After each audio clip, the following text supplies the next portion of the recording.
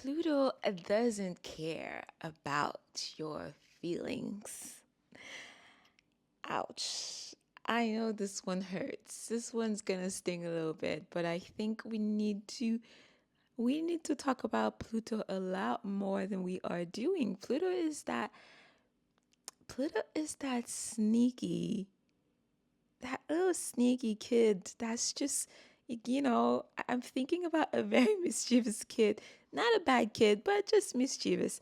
Loves to go whenever that child goes to his grandparents' house. He likes to misplace things. That's his idea of fun. But no one is suspecting that kid, and everyone is thinking that it's actually the older kid that's doing all of this problem. But it's actually that little innocent looking kid that's actually doing all of this mess. And in a way, this is how I think about Pluto sometimes. It's in our blind spot. But when we become aware of Pluto, then it starts magnifying. Pluto is a really fascinating planet. Pluto represents, and the reason why Pluto is so deep is because Pluto represents the underworld. It is the underworld, right? It's that dark cave. I love to talk about, whenever I'm discussing transformation, one of my favorite saying, I don't remember if I heard it somewhere or if it's just, I don't remember if someone coined that term first. I don't know. I have no idea. Probably, most likely. But whenever I talk and mention Dark Night of the Soul, I'm thinking about Pluto. Pluto is that, it's that underworld. I can't think of any other world. But what makes Pluto so intense is because we don't quite have a great relationship with Pluto. It's not the type of destination where, oh, you're going on vacation, you are planning that by yourself or with your partner or with your family or with your besties, and then you deciding where to go, and then you come up, oh, you know what? Let's go to Pluto. No one does that. I mean, well, some people do that. I really do believe Scorpios do that. um, but because I've met a few Scorpios that almost feel like they enjoy this. But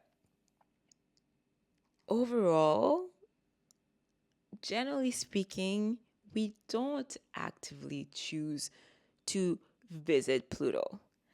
Pluto is the one that pays us a visit. Actually, Pluto is the one that drags us against our will into the abyss of darkness. But why does Pluto do that? Is it because uh Pluto is just the mean. It's just that's how it gets its pleasure. No, I want you to understand Pluto is an aspect of us, right? Pluto is not doing that just to ruin your life. It's very hard for me to say that. As someone who's had Pluto transiting the first house for pretty much most of my life. And my goodness, I will celebrate. It's about to come out any second now. And so I feel like I can talk about Pluto. I feel like the thing is, everyone's going to have a Pluto transit in their life. No one gets a free pass.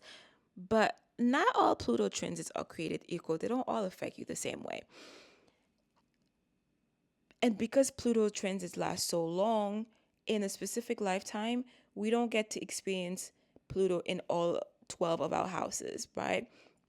Of course, your soul eventually probably gets to have a good sample of Pluto when we think about various life, reincarnation and all that stuff, because we have to understand that there is always a continuation of the soul. Now, the life that you're living right now is just one chapter in the long, long book. I don't know if is it a trilogy. I don't even know how many books, right? The collection of your soul. And this is not even the life you're living right now. It's not even, we can't even call it a book. We can't even just call it one chapter of a book, because there is a continuity with the soul. Even if we don't remember, think about it. If we remembered all of our past lives very easily, you can extract them. There's many ways to extract them, to be aware of certain elements, through meditation, through past life regression. But if we all remembered all of our past lives without even working for it, without even just like that by default, then what would be the purpose of life then? It wouldn't be, there wouldn't be, it wouldn't be a school of life because you would already know what's going to happen, what happened before. It's like a video game where you know the cheat sheets, right? It's not as much of a fun and challenging game and rewarding game at the end, than when you don't know the cheat sheet and you're just going in blind. So that's why we don't remember. In Kabbalah, they teach the concept that when we are in our mother's womb, we are there with an angel. In Kabbalah, the concept of angel is not what we see in movies. It's angels are just energetic centers, and their energies, their energy forces, and everything in the world is run by an angel. They have one job. Every single angel has one job. It's like one job, and it has one quote unquote administration job. When you have your job and then they give you a million life, like a million job titles that you're supposed to do. Angels don't work like that. They have one job. That's it. So when we are in our womb, there is the fetus. While the fetus is growing, the fetus is in the womb with an angel that is teaching it, reminding it of, because the soul knows everything. The soul is connected to the light and the universal truth and God, that huge concept that we can't even wrap our head around, right? So when the fetus is in the womb, there's an angel there with it that is teaching it and reminding it about all of everything, all the knowledge of the universe, everything. But then when it's time for us to come out of the womb, and then the angel touches the fetus lip, and then it forgets everything, and then it comes out. I'm getting goosebumps. And then the purpose of life, well, one of the idea behind life is we are remembering and slowly coming back to our truth and our own essence. It's like we come in life as kids, we're still really connected because the kids are closer to where they come from, where we come from, right? And they don't have all the baggage that we accumulate through life yet. That's why even in a lot of studies of reincarnation, there are amazing cases where kids would tell you some absolutely crazy stuff from previous lifetimes, and a lot of times these were even verified. I should probably make another episode on that. Oh my God, there's so many things to cover. There's not enough time. My brain is just going crazy right now. So, thanks Uranus. Since Uranus entered Gemini, things just sped up even more for me. So if you see all these episodes coming out, you don't have to watch or listen to everything. Okay, it needs to come out of my system. just select what works for you. So before I digress, all this to say that we know all these knowledge inside of us, but then through the process of life, we get socialized, our parents, and then we add more gunk and more layers, more stuff, more distraction. It's like, more, it's like that drunk driving commercial I like to refer to that they do in Quebec, where the government is trying to raise awareness on not doing drunk driving and drinking responsibly. And they keep showing you, if you have one drink, it's like an ad with someone driving, right, a car, and they show you the road is clear, and then that person has one drink, and then they add one glass and the road is starting to get fuzzy. That person has a second drink, and then the road is getting more fuzzy because there's a second glass that stacks up, and then third glass stacks up until you can't see the road. So in a way, this is how life is working for us too, right? The more we get older, the more we tend to accumulate gunk, and that is pretty much distancing us more and more from our soul. And that's why now what we're doing with this spiritual awakening, what we're doing is peeling off layers, because you already know everything inside. You carry all the information that you need inside. You have the seed inside of you. God, the concept of God, that universal light, the everything, the cosmos is inside of you. We are part of that system, and your soul is eternal.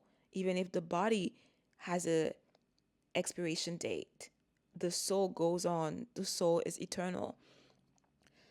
So that was a tangent, but all this to say that the soul comes here to work on an aspect of itself, right? Some soul choose not to reincarnate. Some soul have done all their reincarnation work, and that's it. They've done their curriculum, they've graduated, they're up there doing other things, which is more spirituality, but a different level.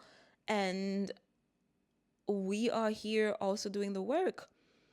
So, but the thing is, we're humans. And that's why this whole system, the sky, the cosmos, is kind of like a school in a way when you think about it. Their energy is kind of pushing us forward and helping us get through this, remove those layers, shedding ourselves. Because if we're left to our own device, let's be for real, okay? We would most likely not do anything. Case in point, look at the world. Turn on the news. What's happening? What is the human primal instinct? Is it to go out there and share food with the entire world? If that was the case, we would be living in world peace right now, which we obviously don't. Turn on the TV and all you see is wars left and right, right? That shows you this is how naturally we tend to have a negative inclination. We tend to be more attracted to the darkness, the negativity. That's actually comes with that body that we are, that our soul is occupying. The body has a heaviness to it. And so in a way, all of this system are kind of helping us move, shift energy, putting us in situation where we can, where our soul can grow, where we can exercise our free will versus, free will and choosing good or bad. I also recorded an episode about free will versus fate, so check that out. But it's all a school if you think about it, right? And then these are all parameters supporting us, their energy, they're all supporting us, all part of the system. And this is where Pluto comes in. Because if we don't have Pluto, a lot of aspect of us, we would just not be facing. Let's be for real, okay? Pluto is there mirroring the darkest corners of our psyches. That part that we don't want to go and face. Those spider webs in the corner of the room that we keep on seeing, but ignoring them. Actually, we might even forget they're there. We don't even see them anymore. So in a way, Pluto's helping us, forcing us most of the time to do the work that really needs to be done, but that we don't want to do. And in order to reveal light, like I always say, we need to go through the darkness. They coexist together. That's how it works. And Pluto is a very important part of that. And one last thing I wanted to say about this Pluto segment is that the reason why we struggle so much with Pluto, and I'm talking to myself also, by the way, is because we're fighting with Pluto. The reason why our Pluto transits are so hard is because we're fighting, is because we are resisting. Honestly, to summarize this entire episode and all of my Pluto transit episodes and every talk about Pluto, if you are tired of struggling during your Pluto transit and you find the transformations way too hard and you are burned out and you don't want things to be that hard anymore, and you're tired and you want to know one single solution that can really make you Pluto proof, Pluto proof, there's one thing. It's to surrender. It sounds simple, but it's hard. We don't like to surrender control. But that's the key. The reason why we all struggle, and me also, by the way, I literally recorded an episode last time, left it for you, for all to see, for it to be available, because I wanted to show that Pluto transits are a spectrum. Sometimes you get perspective where you can talk about it from an observer's hat, detach, and see what it's teaching you. But other times, if not most of the time, you in the mud. Well, I don't think most of the time, a good portion of the time, you in the mud. You can't see anything. You mad and frustrated and furious and over it, right? And we're not even talking about when you don't even have awareness about what's happening. I don't even need, there's no need to even talk about that. That's just game over. That's like a lost cause if you don't even have the awareness at all about what's happening, right? But even with the awareness, we go through this frustration, hurt, pain, and all of these wide range of emotion. It's because we're fighting. We don't want things to change. When Pluto is transiting your first house, which is all about yourself, how you present yourself in the world and everything, Pluto is literally forcing you to face yourself. Have you been giving your power away to people? Have you been just entertaining unequal relationship? Why are you doing that? And it's time to change this. We don't want to face that. And then when Pluto comes and knocks your entire life, you lose your job, you lose your relationship, and all of that stuff. It's because we would have never left those things had we not had that supernal force coming in and intervening. And Pluto, in hindsight, you will be able to see, uh, that's what this was about, even if you're still grumpy about it. But the reason why we fight is because we don't want to let go of these things. And the best way to, like, that's what I'm saying. Pluto doesn't care about your feelings. Pluto is like, I always mention that Saturn is tough love. Pluto doesn't care about any of that. Pluto doesn't care about feelings. Pluto has an assignment and Pluto is there to do the assignment. Pluto comes in, are things align? Are you living your truth? Are you empowered? Are you giving your power away? All right. If not, okay, well, we're going to have to burn everything to the ground and start fresh again. Doesn't care about, oh, you crying, this is too much, please stop. No. So I like to think, I always say Saturn is Mr. Miyagi, the grumpy teacher, right? Who's just very grumpy, tough love, but still kind of has a heart. It's just really cold, really ice cold, but it's there because it wants your greater good. Pluto also wants your greater good, but Pluto is more, in my mind, Pluto is more like the army. I've never been in the army, but what I imagine the army, what we see in the movies, I don't imagine that your superior would take it well for you to go to them and start crying about your emotion, how you didn't like the way they talked to you, how you prefer if they could be a little bit more soft and caring for your emotions when they addressed you. I don't think it would work well. So, in a way, that's how I see Pluto. On that note, my love, as usual, if you going through something, a Pluto transit, you don't need to go through it alone. I was not going through mine alone. I'll be honest. And if you want to some support about that, or us to really check your chart up close, you can book a session with me. All my links are down below. Also, I do have a quiz that I created recently, which I think is a fun quiz to know exactly where are you standing in all of that stuff. What is your emotional pattern?